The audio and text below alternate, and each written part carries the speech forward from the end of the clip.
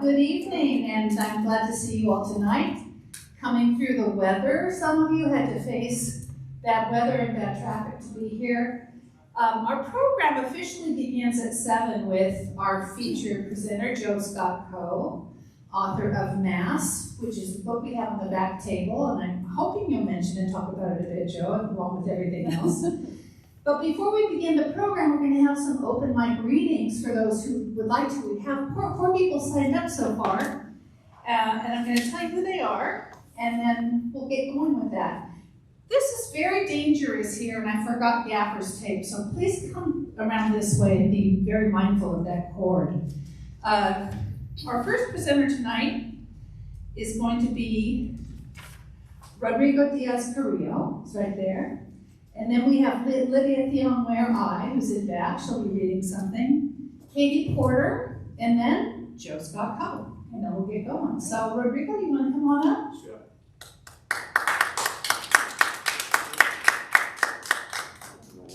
You know what?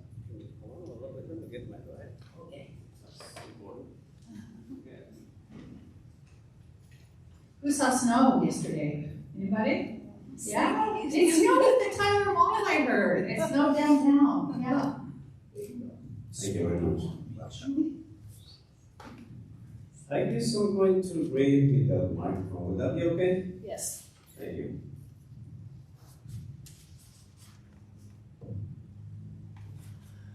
Okay. Well, my name is Rodrigo Diaz-Carrillo, and I double writing. I did publish a book in 2019, and I've been writing mostly bilingual poetry. I want to ask you, I don't know if all of you are from California, but do you know the place by Highway 99 called Case by Cities by Turlock? It's a farm town, it's a farm little town. It's spread out on by the railroads of let's say a few miles away from Modesto. That is the place that I came to the first time that I came to California. And I'm going to write a little, I'm going to read a little bit of, it's called Picking Fruit, because that's what I did there.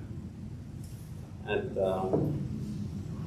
it says like this, the fields extended beyond I reach pretty far.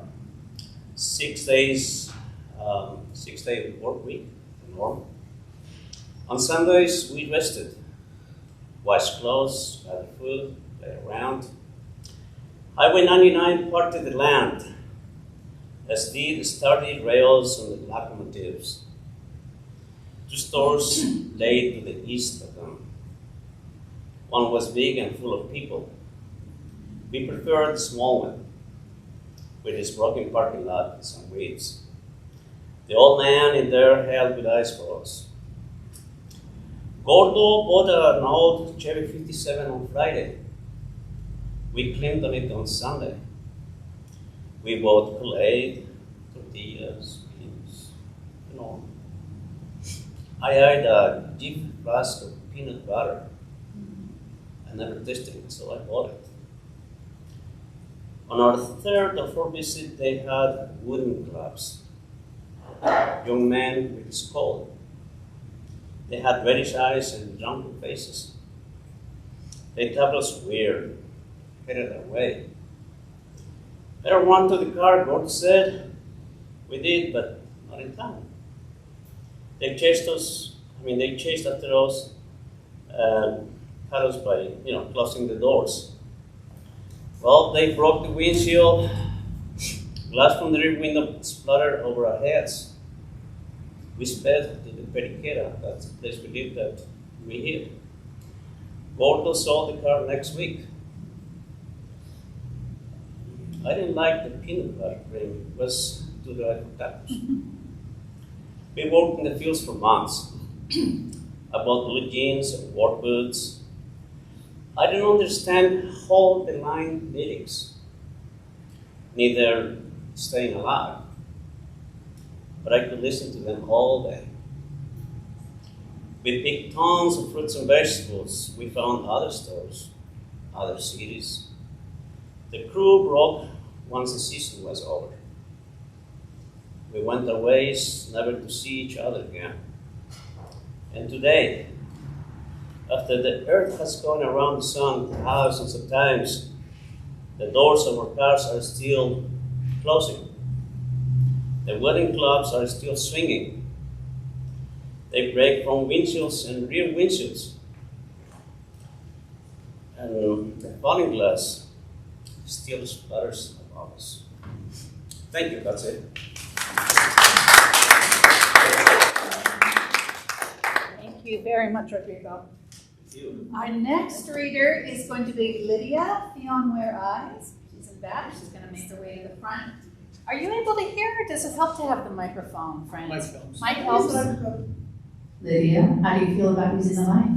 I like this one.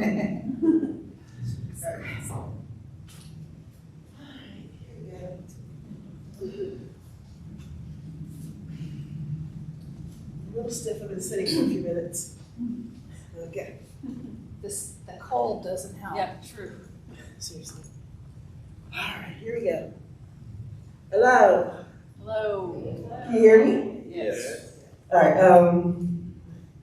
I want to share a song really quick, just a little bit of it. It's going to be all right. It's a song that I'm listening to on repeat. I've been doing a lot of repeat lately. Let's see.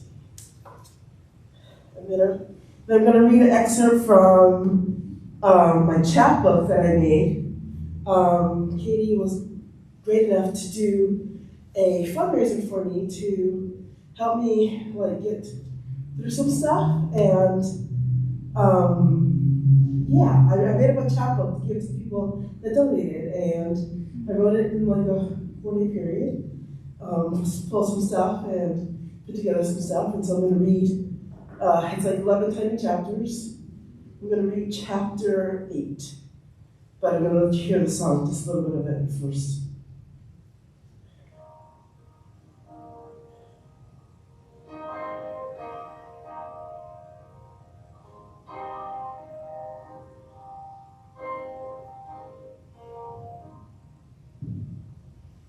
You hear my cry, my deepest pain. You listen patiently as long as it takes. And you whisper truth over the lies, the words that bring me back to life. Everything's gonna be alright. Everything's gonna be alright. You hold me in your arms until my soul is. Okay, so everything's gonna be alright. Everything's gonna be alright.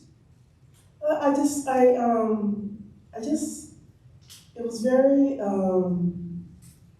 powerful for me to hear this and to listen to it and go through it. I apologize, I'm looking for it. It is. There it is.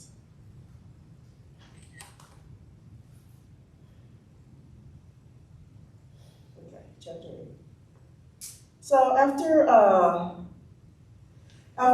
losing my apartment and after losing one of my cats, one of my cats had kidney failure, and so I had to put him down. And then I got into a car accident, and I was like, this is too much. This all happened within a 5-month period. Everything's Gonna Be All Right is a very special song for me. February 24th, chapter 8. February 24th, 2023, 4 p.m. Gonna Be All Right by Ryan Ellis plays on repeat in the background. Her pillows are spread out and messy. Under the heavy quilt, she is warm and typing.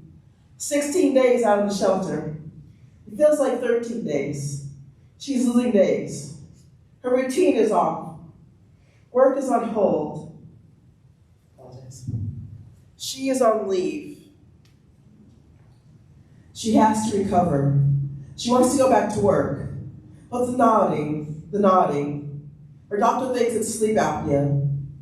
She doesn't find out until after March 31st. Weeks without work, no money coming in. She hasn't applied for state disability yet. Her poetry muscles are weak. But she gives it a try. Thinking about poetry and not her paycheck, she falters. What is this moment? She stops writing. Poems are not coming. Nothing. She went for a walk yesterday to clear her head and to be inspired. It started to rain as she headed back. She then took an Uber to Ross. Once there, she realized that she didn't want to buy anything, she just wanted to walk. But she is here now, so she shops. That was yesterday. What part of being alive is fading for her? Even the joy of having a private room with wood floors and a ceiling fan has faded, like a sunset that is too familiar. Where is the awe? Too much sleep and not enough living. Comfortable and complacent. She was 33 days out of a car accident, 37 days from her cat's passing, 4 months out of being homeless, 1 month being out of work, feeling less numb. How does she really feel? Pausing, break. Back. Her heart is slightly grateful until she listens to music. Then her heart swells with gratitude. She is alive. She's starting over, but most people are thinking of retirement. She is alive and music is making life worth living. Lion. His ashes sit on her little counter in a gray urn with his name engraved on it. She wants him to be buried with her. His urn will be placed in her casket beside her. This makes her feel better. Lion will be by her side as she is buried. His name is Lion. He was gray. He weighed about a hugful, some such. He didn't like being held much, unless he was sick. He is with her. Mask is gone, nowhere to be found. There were coyotes there. She didn't know that. They didn't tell her about the coyotes. She would have gone back there after she had gotten off at work that same night. She wept as she drove home that night, hoping to not crash, heartbreaking as she drove. She didn't know she could scream so loud. Howling butterflies need a place to scream. Maybe it isn't safe to wail behind the wheel. She doesn't crash then. She makes it home to the shelter. Mask is gone. As soon as she let him out of the carrier, he left. He just left. No goodbye, no giving the new place a chance. Just like that. 20 years of a relationship gone, never to be finished. Butterflies don't howl. She wonders if they miss their caterpillar self. Thank you.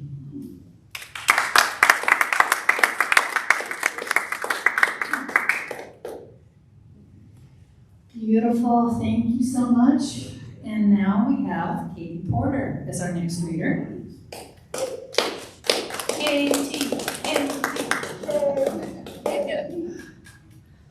Oh dear. All right. It's kind of fun to be up here and reading a poem and not just introducing. So thank you. Okay, I'm going to read this one that was, it also involves a song. Does everybody know the song Evergreen by Barbara Streisand? No, maybe some of us. Okay. Anyway, it was, yeah, I'm not going to sing it. I promise. I don't want everybody to leave. Okay, so this was a dream I had as a kid. So it made it into a poem that I wrote as an adult because it never left me. It's called Evergreen. The checkerboard boy unfolds before my eyes, the way a straw wrapper snake takes shape. Soon we are sipping chocolate egg creams in companionable silence. He and his saddle shoes match the linoleum. Sure, he's a square, but so am I. We hold our breath so that this moment may last a lifetime. We know by morning he will again transmogrify. Soon the mood downshifts and Barbara Streisand makes us cry. Frost was right. We hold our breath all through the night. And I'll read you one more that's kind of recent. It's actually the most recent poem that I've written, and just have to find where it went because I had it open and now it disappeared. Well, if I can't find it, I guess that means I'm not going to read it. Okay, that's fine. Thank you. Well done.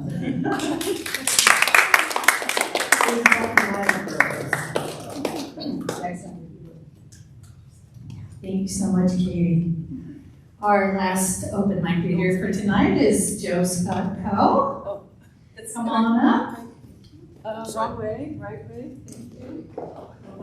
Thank you so much. It's a pleasure to be here, pleasure to read. I am going to read a little bit from the book that's back there on the table, Mass, A Sniper, a Father, and a Priest. It is literary nonfiction. I would say it took about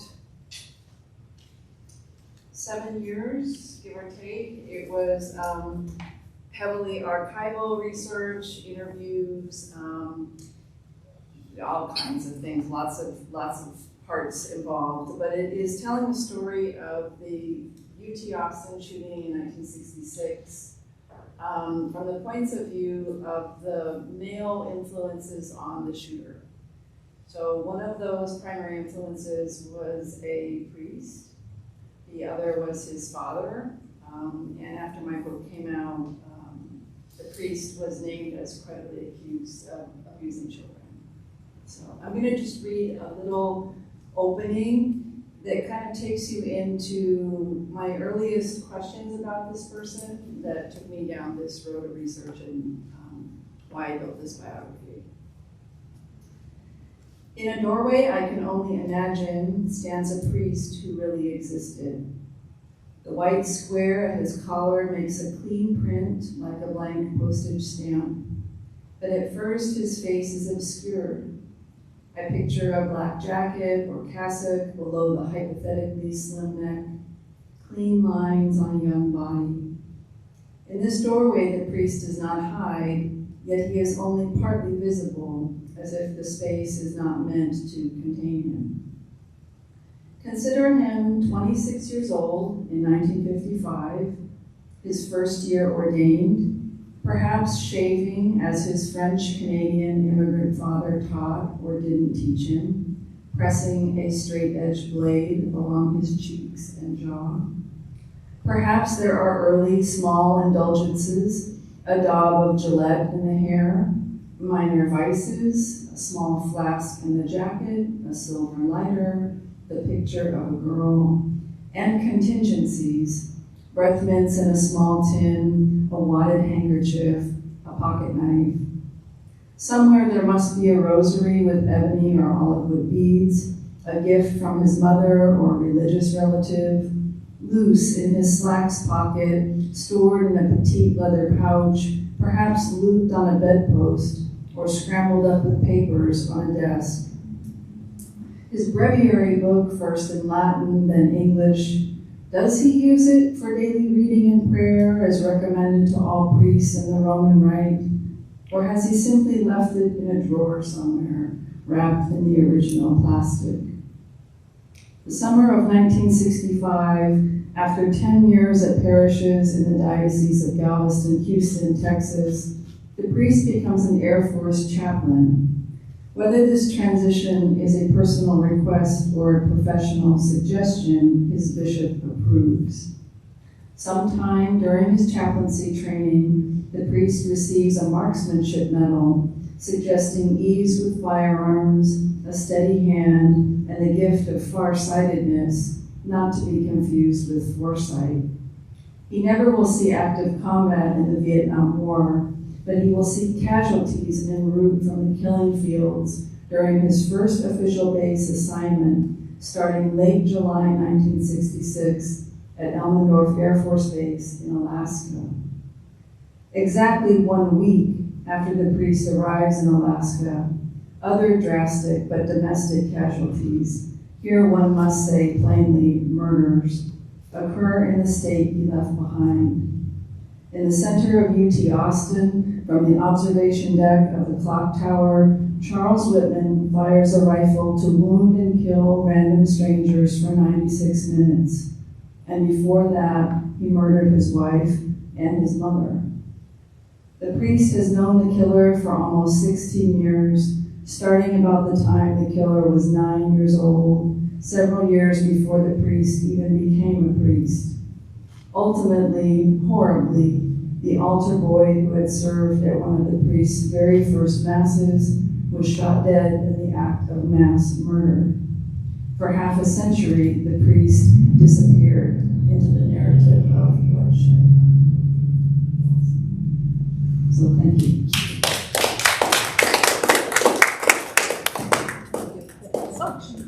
Okay, we'll sit back down now.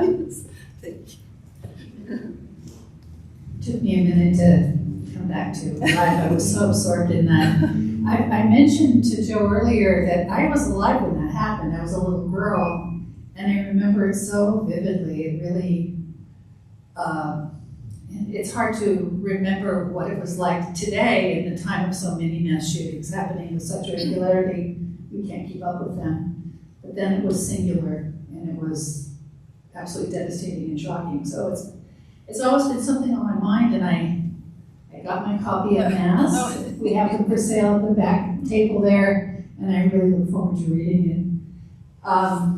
Most of you know my name is Janine Peroy-Gamblin, and I am Programs and Marketing Coordinator for Inlandia Institute. I'm here tonight on behalf of Inlandia to welcome Joe Scott-Coe, our featured presenter, who's going to tell us all about proofreading and getting things ready to send or to print. But before we begin, I'd like to say a few words.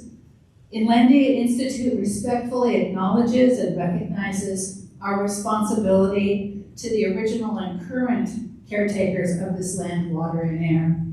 The Cahuilla, Tongva, Luiseño, and Serrano peoples, and all of their ancestors and descendants, past, present, and future.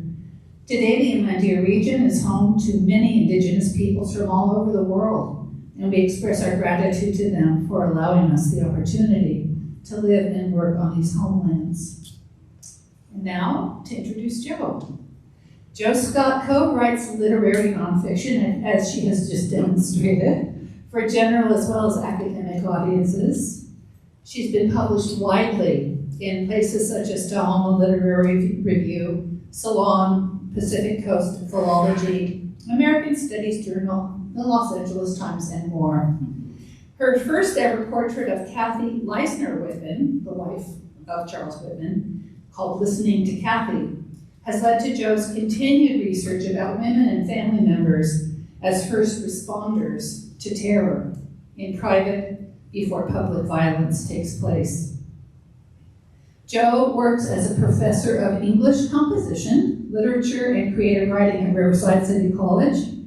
She is also an independent researcher on themes of gender, sexuality, and violence. New research related to Kathy Leisner's letters is forthcoming in the anthology, Wives, Roles, Representations, Identities, Work. She's the author of 2 nonfiction books, Teacher at Point Blank, and Mass, A Sniper, a Father, and a Priest. Her new book is coming out this fall, from University of Texas Press, and it's called Unheard Witness, The Life and Death of Kathy Leisner Whitman. Let's welcome Joe Scott-Coe. Thank you so much. All right, so I'm going to reset this up, and I will need a little help with the lights. So give us one moment here. I'm gonna put this down.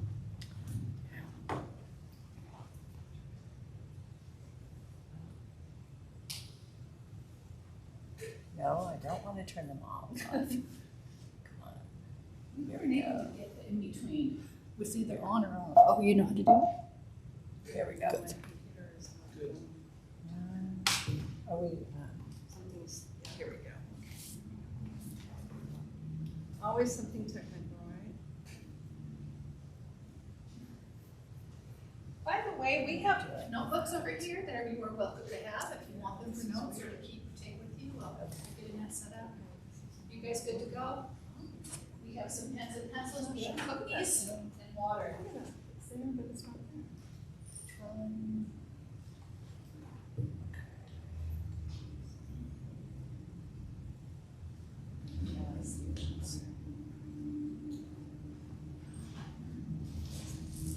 I'll try logging in without it being plugged in.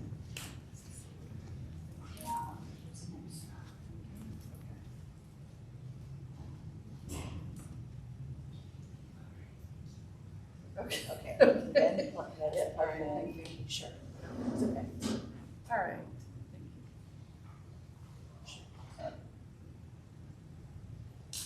We have to talk to each other. There we go. Okay, so thank you. All right, appreciate it.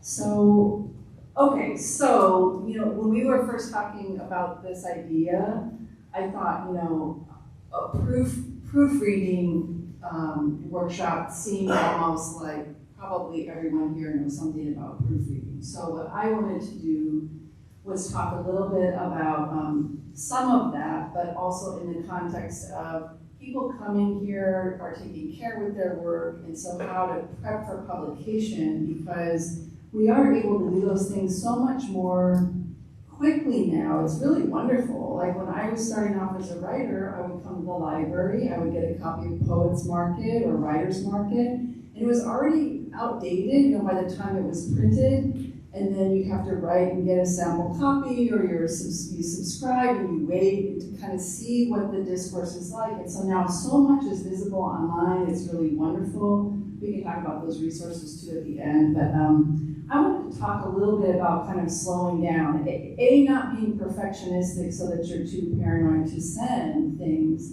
but also really honoring your work and thinking in a way beyond just proofreading, but thinking about, is it really what you want it to be? So the first thing I wanted to start off with, and this is a great sized group, is I don't know, I have a couple of my own, but I was curious if people have things that they either like, oh my gosh, this was a horrible thing that happened when I tried to submit my work, or this is a nightmare, this is something I worry about when I submit my work. So is anybody game to share? I think that would be kind of nice to start with, just as from this shared place of, okay, yes. Oh, sure. Okay. Well, we'll Lydia, yeah. Oh, Lydia. Lydia first and then Katie. Okay. Okay. I have this fear that if I share my work, it will be stolen. Or if I share my work, like right before I send the manuscript, I'm just gonna lose it. I've lost, it's kind of like I did something, or the energy went out of the house, and so everything that I typed is like, without saving it, it's like typing something up on Facebook and not saving it before you post it, and then it's all gone, so you have to recreate. But if you do it with a manuscript or 20 or 30 pages, and then it's gone, it's like, oh God. My blood pressure is just, Okay, yeah. And then Katie, do you want to add something? I guess I'm thinking more along the lines of fears, where you send things out and you don't hear anything back for 2 years, and you don't know, is it because it got lost in spam? Is it because they hated it and they don't want to respond? It was so terrible. And as far as horror stories go, I have one friend, this is not my story, but, you know, she won a prize, a book prize. And then it was years before they actually published her book or sent her the prize money, and it's just one of those things where it wasn't really professional, so Yeah, you don't really know who you're sending your work to. yeah, okay. Anybody else have something that they worry about or that they're willing to share? Robin? Okay, hold on a second, Robin, wait. Please talk to us.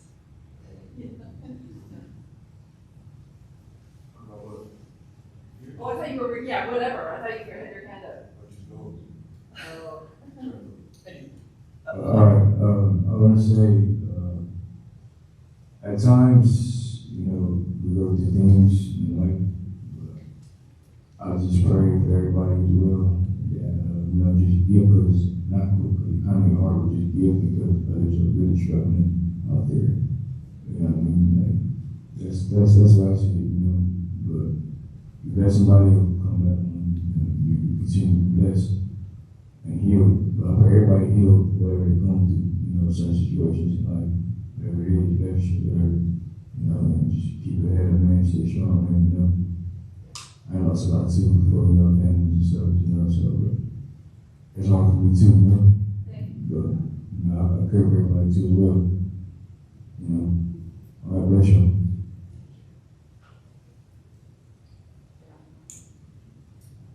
I have a couple. One, and it's a fear and a reality because it keeps happening, is that I can't find my own work. Oh, Because I don't remember what program I wrote it in. Yeah, okay. Is it in Word? Yeah. Is it in Pages? Is it in Google Docs? Or the new thing, Grammarly? Yeah. So Is it that's- still on my phone?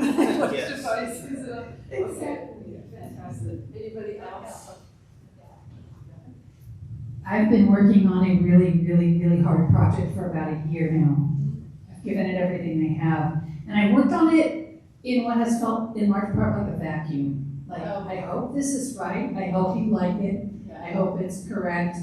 And to continue to have confidence and belief and move forward in the face of very little feedback is hard. It's really hard. So the fear of it not being well received, I suppose, is the fear we're talking about. Right, okay. No, that's fantastic too. Okay. Yes, please. To me, this is temporal. At night, it feels great. In the morning, no. Oh. That's great. Did you have something? Sure. Yeah. Yeah, I'm gonna second the motion that was for sending something out and not getting any kind of response. Yeah. And the other thing is there's, you and I should talk, because I have a way to save documents that makes them easier to find. Okay. Then we'll have time for sharing resources because, yeah, that is a problem. Or the name, which, you know, yeah. Okay. So this is, did anybody else have anything you wanted to add? Okay. So, yeah, this is a communal thing. And if you're, are you going to add something else? No. I am going the wrong way. I'm risking my life. The idea of writing alone and then entering into the sphere where you want to share it, either with your beta readers or with an editor and hopefully get it published, all of this stuff is complex, and it really, of course you want your sentences to be how you want them, but you also want your message to come through, you want your art to represent you how you want. So I'm going to kind of break it down into 4 areas. I'm going to talk about this difference between, you know, really owning and valuing your work versus perfectionism. Sometimes perfectionism gets in the way of us trying stuff, trying to connect. I'm going to talk a little bit about at the work level, like thinking about what it is. Is it a poem? Is it a collection of poems? Is it a chapter? Are you writing a proposal? There are these different kind of considerations depending upon what you're doing. Thinking about the part versus the whole is an interesting way to think about the editing process when you're getting it ready. And then I'm really glad somebody mentioned technical stuff, because there are some interesting advantages and disadvantages of the tech that we have that we use. And I don't know, sometimes technology psychs me out. For example, if I applied for a grant that I didn't get a few years ago, and I remember the whole time, when you're like logging in, you're uploading the stuff, you're watching the timer, there's all these different weird kind of torturous elements to it, so you have to figure out ways to break that down so you just get through that. I wanted to start with, this is a great article. I didn't want to link to it, and I didn't distribute it, obviously, but this writer, this was pretty recent, Benjamin Dreyer, so September 22. I just survived the copy editing part of my book that's coming out. My copy editor was wonderful. I am indebted to her. She read the book. So that's another thing, like some copy editors don't read, they just kind of look for stuff. She really read it. This article was so interesting because this copy editor is talking about how he is living in dread of his, he looks at an author's book as his project too, and he's worried something will get through on his side. So just again, thinking about all the different layers of investment in your work, and I thought this was a really interesting perspective. He talked about how in some traditions, non-Western traditions, he's talking about Navajo rug makers, that they will embed an error in the work as part of the work because it's seen as disrespectful to aspire to making it perfect in the first place. So coming to terms with some sense of an embrace of we're trying to do our best and make it as whole as we can, but the perfectionism part can really get in your way. And I just appreciated hearing that from a copy editor's point of view. So how do we take care? Take care. I just think about it as taking care of the stuff that you're writing, the work you're writing. And I don't know, does anybody here know Jay Shetty? He's really popular right now, and he's on an app I use for meditation. And the other day, as I was preparing for this talk, I heard him talking about his process for getting podcasts and blogs and things ready. And he works with a team, of course. He's not working by himself, and he's doing this for a living. He has a new book there. But he said 70% there is enough to start getting it into the world, as opposed to, it has to be 100%. And I want to mention something that I heard at a writing conference that was very powerful. I understood it. I can't give you the statistics right now off the top of my head, but this is a very classed, gendered, racialized concept, the idea of that perfection. So there are people who are like, it's 30% ready, and they're already at the front of the line saying, you need to publish this. And if you're like, but I've got to be 98%, and I don't know what the title, and that kind of thing, you are waiting, you are holding back your good work, and someone else is just like, here, take my dirty socks, and they don't care. So I thought this was it was interesting just to hear this reminder again, 70% you can work with that. And to not punish yourself out of the conversation, to allow yourself in, and I thought that was really great. So on that note, I wanted to talk about a couple of concepts. So when I think proofreading, I'm thinking about error avoidance. I don't want to confuse my where and my were. If I'm using an auto, I'll talk about this in a minute, but when you're using you have macros on your computer or autocomplete, sometimes they will mess you up. Like this is what happens in text. When you're like, no, sorry, I didn't mean, and it was this crazy word. It didn't even exist, which is why did the computer give me that? But anyway, so obviously we are dealing with accuracy issues, but also thinking about, is this what I want my work to be for now? Knowing that you publish this, you may revise it when you put it in your collection. You perform this for the podcast, you may revise it when it's in print. So there are these ways that we can be shifting around, and so getting it right enough and then being open to what comes and recognizing that that process is cyclical and keeping that process going is really helpful. I like to think about finding the right home for your work. If my work doesn't fit, it doesn't go there. Instead of, why don't they want me, you know? And sometimes it's like, no, it just isn't a fit for them yet, but I really like what they're doing or creating, that community that they have. But sometimes, no, maybe I go somewhere else.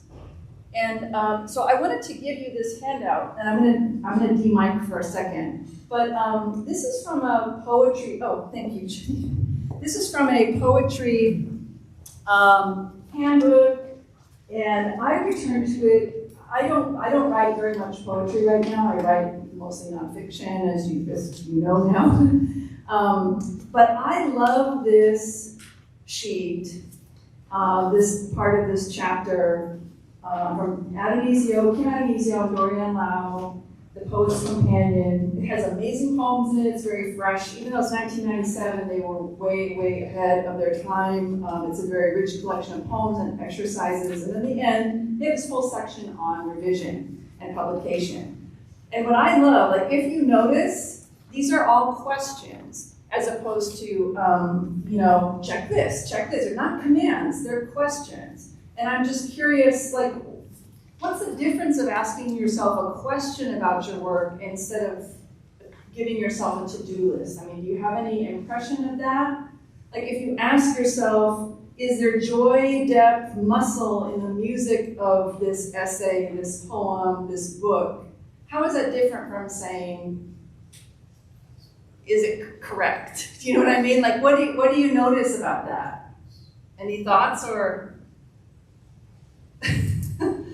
Yeah, sure. Yeah, I know if I have a to-do list, I will go through it like a robot. So I feel like this is way better for my creativity than feeling like, oh my gosh, I have to go through this list or else, you know. Yeah, and I mean, we all get to the to-do list anyway, you know, where you're like, okay, is my font match, and is it double spaced, or, you know, all of that. But this, like when you're still kind of in the thinking of, do I want to send it, or where do I want to send it, or who am I talking to? I mean, look, grammar, where is it? It's way down past the middle, if you see where that question, is the grammar correct? It's like, you know, get to that. But really, is it doing what you want to do? Are there any questions that stand out to you here that are like, oh yeah, that's a great one to ask? I mean, you can ask others. Yeah, Lydia. Is it in the right order?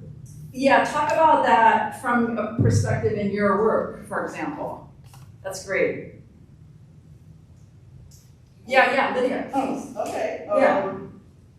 It's kind of like when you do things, it's like, what's the beginning, middle, and end? Yeah.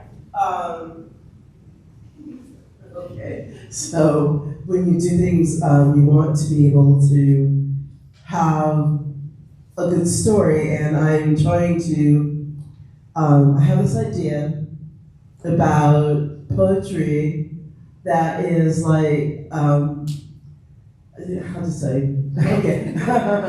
It is a murder mystery, and it's a poem that gives you clues, and then you have to guess like who did it, how it was done, what was the motive, but I don't know how to write it. Okay. So I'm like, I don't know where to begin. So I'm reading this. There's this book called it's about murdering your boss kind of a thing. It's like a how-to manual. It's a how-to manual. It's fiction, of course, but it's like Hogwarts. Fiction. Yes, it's like Hogwarts is a school of how to do this and get away with it kind of thing. And so I'm reading that for inspiration. So like, you know, but I am like, how do you begin? That's the hard part. Okay. All right, cool, thank you. Yes, please. Yeah.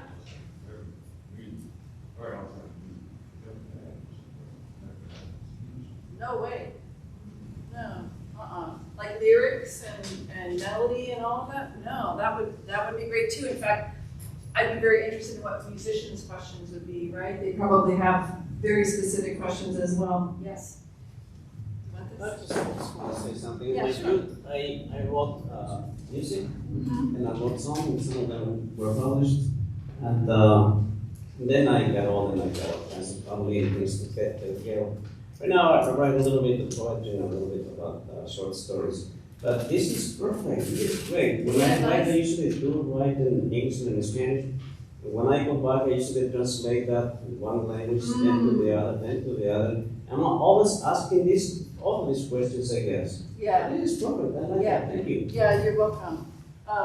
The authors did a really nice job here, and again, the thing I like about it is it gets your mind even thinking about what would your other questions be. Like, this is obviously not an exhaustive list, but it's a different way of asking, is this what I want it to be right now? You know, as opposed to have I capitalized everything. So one of my favorite questions on this is on towards the bottom of that first page where it says, does it allow strangeness? I really love that Yeah. so much. And I think it is in you know, the area where I work in nonfiction, sometimes, you know, there's this need to like tidy it. You have to tidy it. But can you allow strangeness is a really interesting question. And again, I put at the top there, you know, your poem in revision, but it could be your collection, it could be your essay, it could be your song. I think it could be any work of art. And then, you know, on the second page, that is it a seed for something else? Yeah. And then I love this thing about 6 months later is it finished? Yes. 6 years later is it finished? You know, and it's just interesting. And again, thinking about how you see a second edition of a book and the authors made a little change, or they've added something, or there's new information, or there's the new and collected poems, you know, is a thing that writers will do. So again, I thought this was a helpful tool, and it just kind of was good food for thought.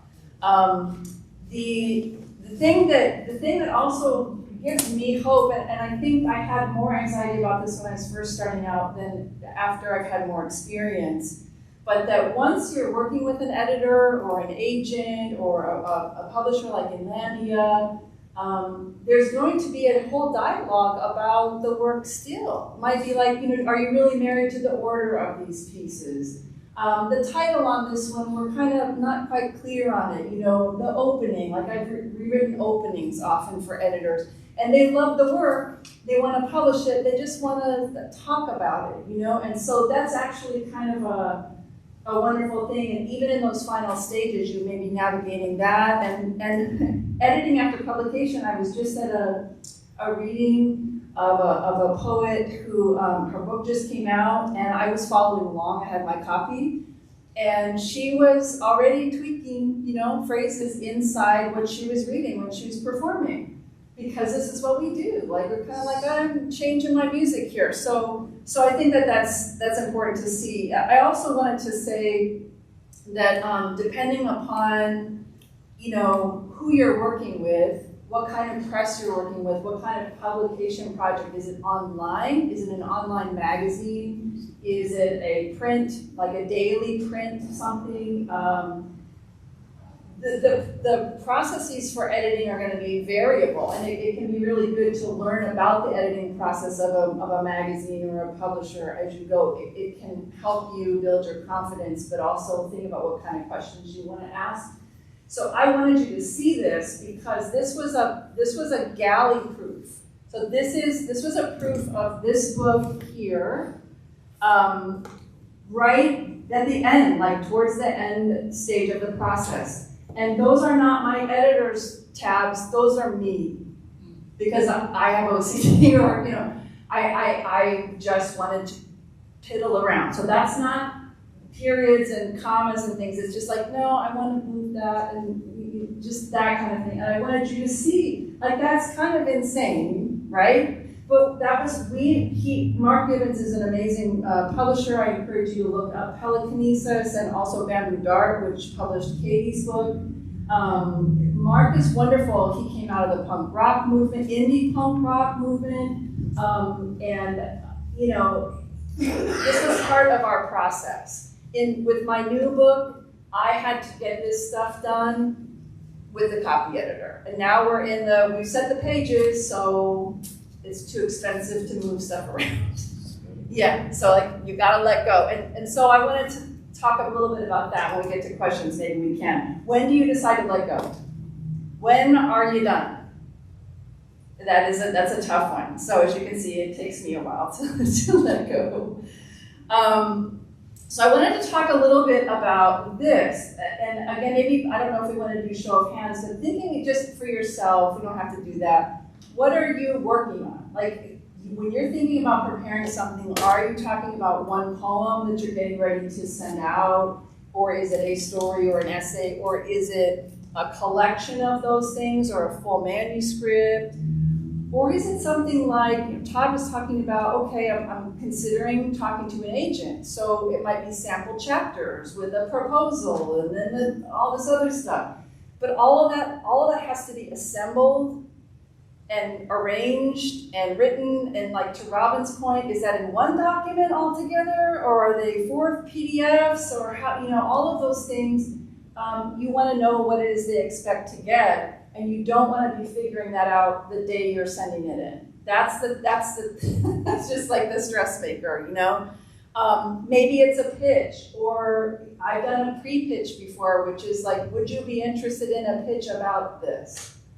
That's going to save you a lot of time, because I've spent hours and days on pitches before and then never heard anything, back to the whole black box, oh my gosh, where did it go? So all of these things require different kinds of attention, and then these pieces, you have a bio about yourself. You have a cover letter that's addressing the person. Any forms, if you're doing a grant, or if you're, sometimes magazines online will have an author questionnaire. They want you to fill it out. And you're all ready to send it off, and then you're like, oh, I've got to open up this, oh, they want this too, and this too. So it's all of these things will need to be edited and taken care of, and sometimes we forget. There's all of this care and concern around those things, that's part of like almost a meta process or the epitext or something like that.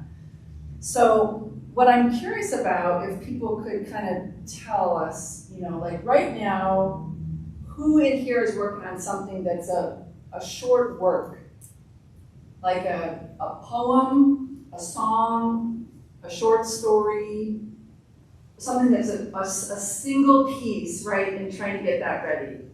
Okay. Is there anybody who's working on a collection of work? Okay. Yeah, so that's a lot. How about a novel or a nonfiction book or something that's long, like a longer chapter book? Okay, right. So that thing is whatever it is, even if it's that single piece, you've got to zoom in on the parts and zoom out, and you have to kind of keep doing that, and obviously revise before you proof, because you might proof before you need to waste some time.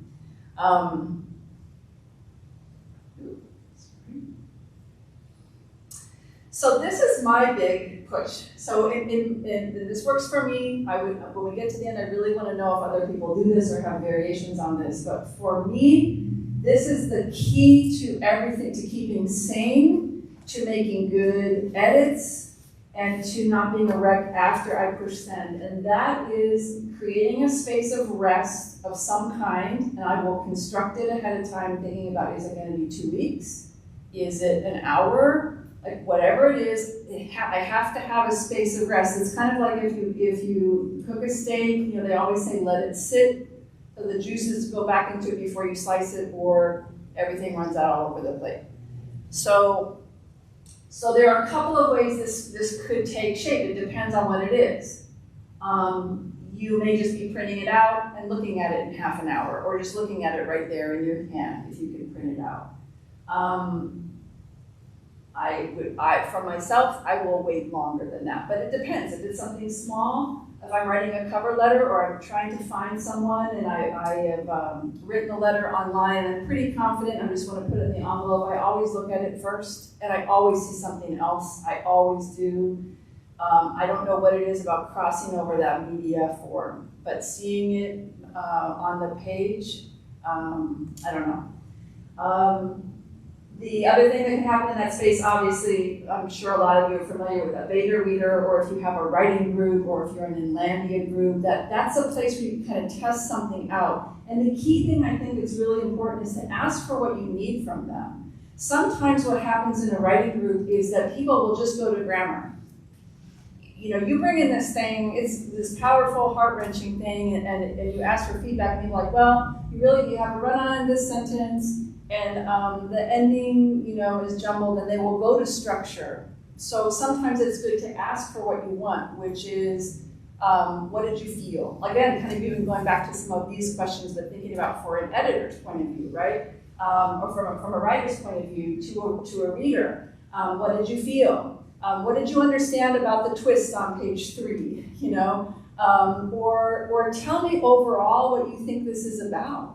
You know, and trying to get that feedback back, and we'll deal with all the little tiny technical things later that matter. But sometimes a reader needs that help. Do you want a global reaction, like to the work overall, or do you want a technical edit? And if you want that, if you want somebody to say, put a period there and take this comma out, you can tell them that too. I'm just saying that sometimes it helps to free up the reader to do a bigger perspective. This one is big, I think now especially. If you haven't already had this experience, you will encounter it, and that is if you're submitting through an online system, you may want to pause your process. So you might want to upload your documents and save them there and check them before you send them off. And again, what can happen, and I don't know, this may just be me, but when I start uploading things and getting things going, and like I'm getting close to send, because that button is right there, it creates a kind of anxiety about like, I need to get this done. And you don't actually, you know? And sometimes our sense of time gets warped when we're online or when we're working online. So that's a huge thing, is to create that pause so that you make sure, because sometimes it will say, you know, you have to upload your document, and then it says type in a letter. It won't let you upload a letter.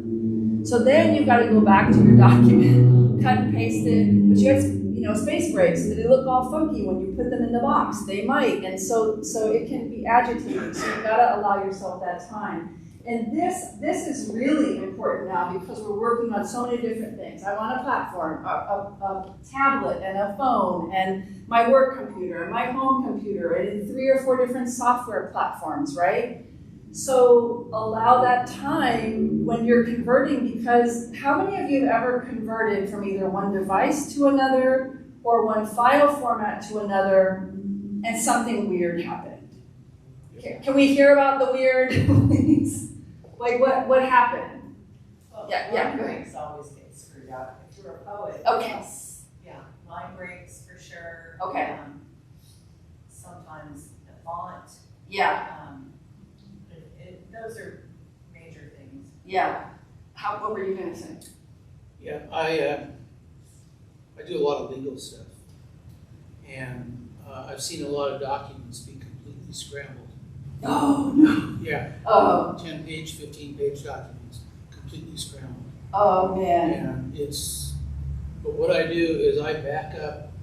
Actually, you might appreciate this, I should tell you. First thing I do when I sit down is I draw a line on the page. And everything above it is not finished, but it's being finished. That's great. Everything below it is stuff I still have to write on. Yeah. And I get it all down in a few minutes, and then I back it up. That's fantastic. Yeah, and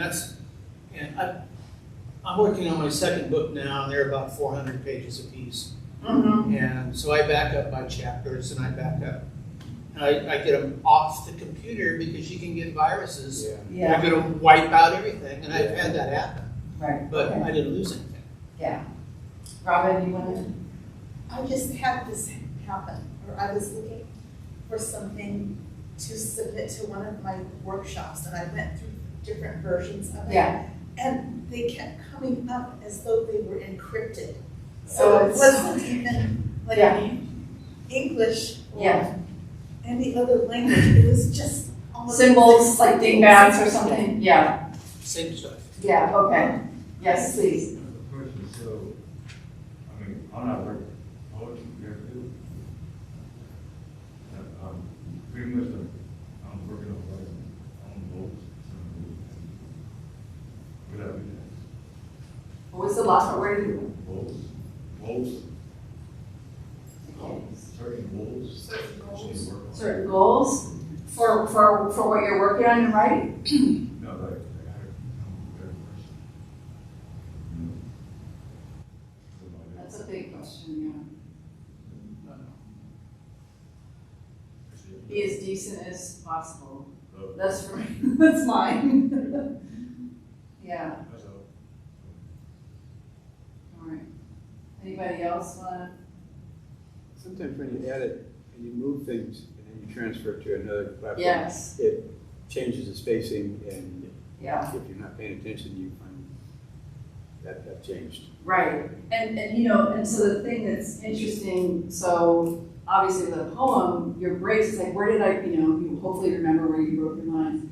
The longer the documents get too, so if it's a collection, like multiple pages or 400 pages, or there's a notes component to your book, right? For example,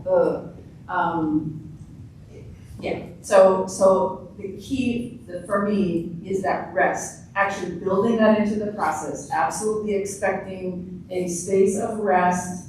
I'm not probably taking a nap, but I am not where I am waiting and then looking at it again. And it's interesting because we've mentioned different types of software, but this is another thing that happens. And some of you may have had this experience as well. So when you get other folks involved in your process, maybe you're editing on a Google Doc now. Maybe they're doing track changes. Maybe you're emailing. This is something that happened to me with my most recent work. My editor and I emailed about a change, and it was like, oh yeah, of course, I thought I made that change in this phrase. The phrase was something simple, like instead of saying Whitman's wife, saying the woman married to Whitman, emphasize on her, right? Okay, super simple. And we agreed on it, and I made it. But then when I got the copy edits, I realized it was such a late change. I hadn't sent the copy editor that thing, so I had to remember that change to myself. But it's just kind of interesting how, you got your beta readers, your editors, your allies, whoever it is, they're weighing in, you're agreeing, and you start, like you said, moving things around or adding something, and then you've got to remember, well, what version is this, And so that whole thing about backing up your files, but also renaming, at least after a period, you're kind of save. And then when you stop, that gets a name and it's A. Like A, B, C, or 1, 2, 3, or something. Yeah, go ahead. I can probably help with this, and it sounds like other people have trouble. Can I use the blackboard here? Sure. I work for several law firms, and after I teach everybody this, they switch. So the first thing you do when you start with a file is you have a date. It's the first thing you put in. First of all, you make sure you're putting them into the right major category, okay? And then there will be a date on the file you're going to save. So what's the date today? 2nd of March. March 2nd. What's the year? If you bunch everything under March 2nd, you're going to have all these years with March 2nd. That's not the way you do it. You start out and you put the year, and it's 2023 _. And then you put 02, because there's 12 months, so you've got to have another spot. Oh, I'm sorry, 03, 02. And then another _. And then you're going to put something that's going to get you back to this category so you can remember where the hell you put it. Okay? And we'll call this book chapter 5. And then V2 or V7.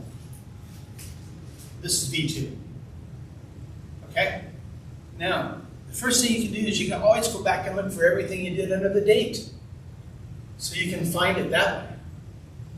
And you can all, if you know the name of what you're working with, you can find it that way. And these are all the different versions, and these will organize in your computer. So that's what I do. And it works, but you know, do something that works for you. If that doesn't work. Thank you. That's funny.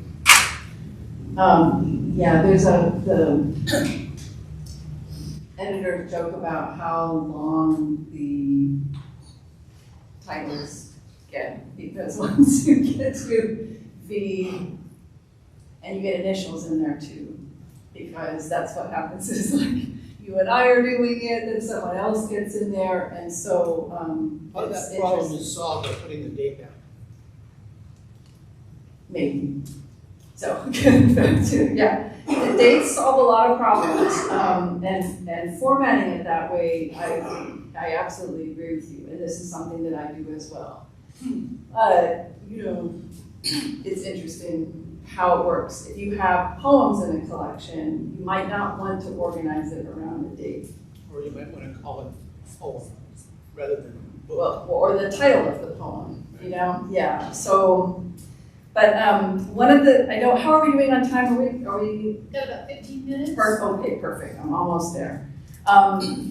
So the one thing I think is crucial is getting out of the tunnel, you know, inside the computer. You know, it's great because things auto-save now and all of that. But any way that you can break up the tunnel, my way is to print things out and to arrange them and to mark on them, and that's a way to trick myself into revising sometimes too, and to rereading in a way that I cannot see it the same way on the page.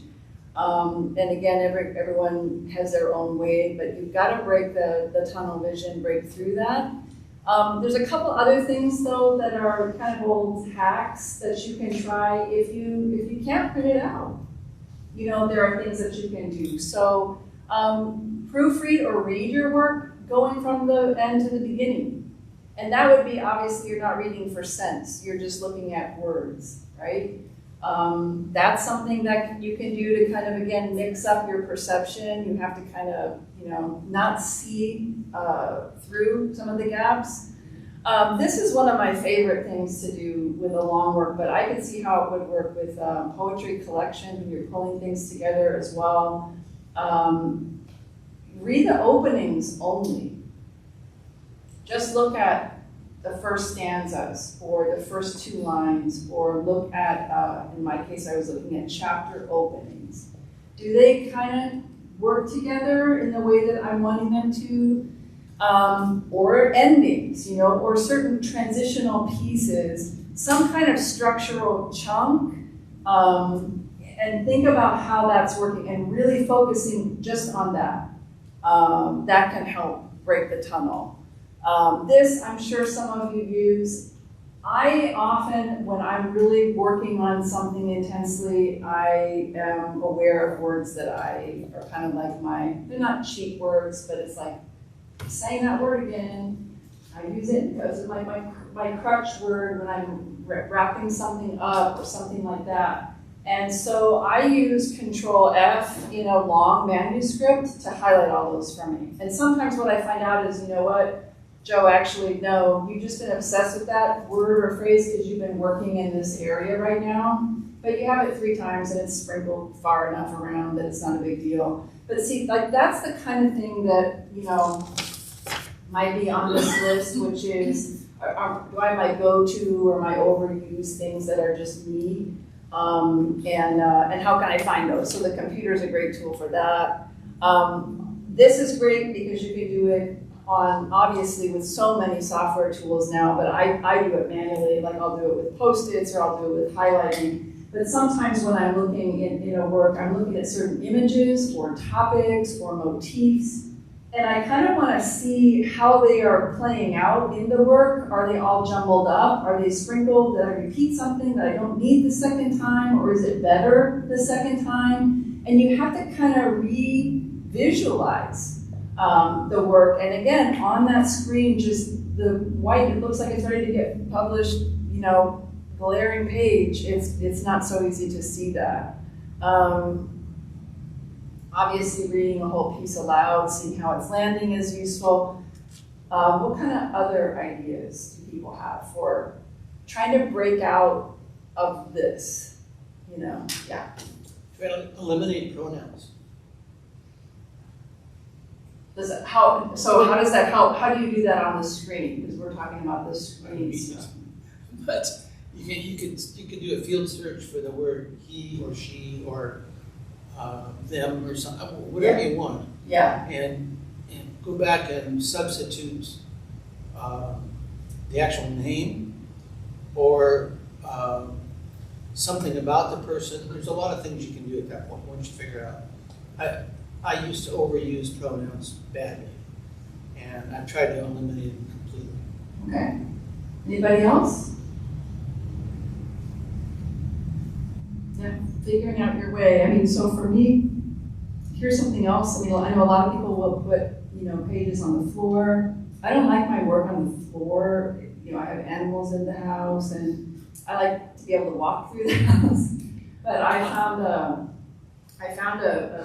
we have a hallway, and I took everything off the hall, and I was like, painter's tape, and I'm gonna walk next to it, and I wanna visualize it, and I'm gonna make notes on it. And it was incredibly helpful for me having a sense of scale. Like I could actually see in the proportion, like, well, this chapter is way longer, wait a second, do I need to bring this in? And so those kind of techniques, and you can see, like I wrote all over that stuff. And then what I was doing is, as I finished a chunk, I took those off of the page, off of the wall. It was very satisfying. You know how writing can feel very unphysical. Any way that I can make it a physical process, it helps me feel like I've moved, as opposed to saved it again, put the cool name, I can find it, but this helps me see also, I did that. That's my mess. I'm cleaning that up. Again, back to taking care of your work. I want to talk a little bit about automated tools and systems, and I'm sure I'd like to hear what kind of tools y'all are using. I know somebody mentioned Grammarly earlier. The thing about these tools that's so fun, I actually find the errors like in texting with autocomplete and everything to be highly entertaining. Sometimes they're like, that is an amazing, great pun word that is invented. I don't know where it came from. But you want to be obviously super intentional about those tools. You have to be smarter than the robot because it may not recognize a homophone, a word that sounds the same but is spelled differently, usage, all that kind of stuff. So just figuring out when you turn that on, when you turn it off. Sometimes these are things that I don't think about them so much because I don't use them except on my phone. So it's just an interesting thing. Like, okay, I can turn it off if I want to. This I'm kind of repeating a little bit, but I just want to say again, when you are going to be submitting using any technological tool, review the steps that are going to be required of you before it's time for you to submit. That would be my advice. I'm curious what other people think, but long before, like here's what I'm going to have ready so that you can actually take the time to get that ready and not feel like it's all jumbling up at the end when here you were excited to get it out there. When money is at stake, like there are some contests where you might put down $15 and be entering a contest, and there's a clock on it. It's not a big time window.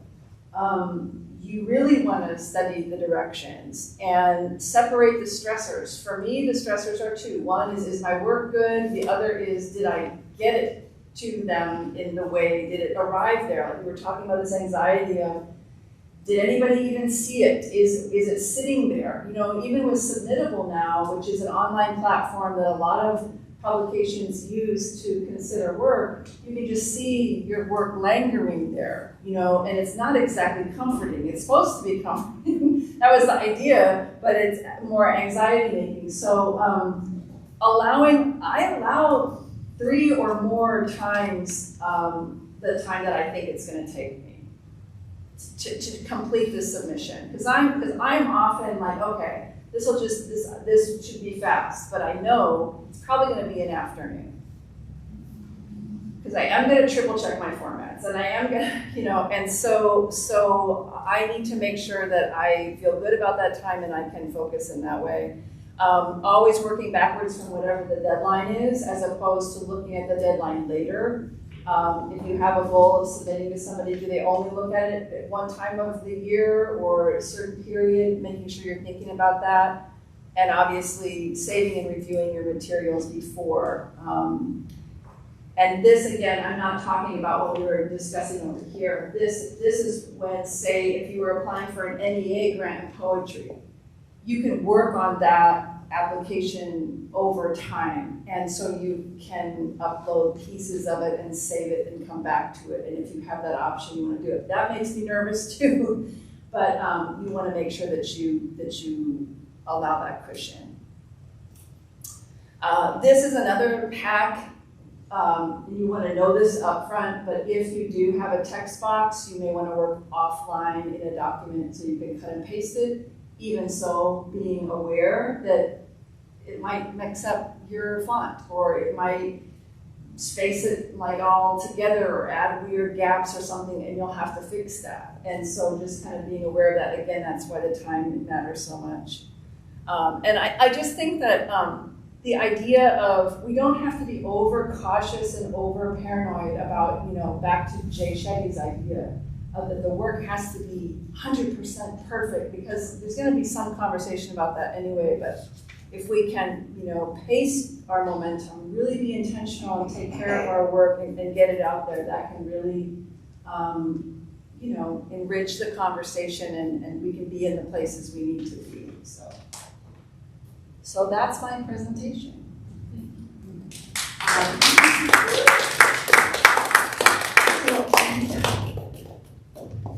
I think it would be great if we have, questions, or people want to talk or share ideas. Do we have any questions? I loved how interactive it was all throughout. That was, I loved it. Thank you. This was really helpful. We do have books for sale back at the Inlandia table, a mess. And then, Joe, we're going to set you up here for signing, if you would. Great. And maybe you'll think of questions as you have some cookies and a drink of water and chat. So once again, thank you to Joe Scott-Coe for this wonderful presentation. I loved it. Thank you.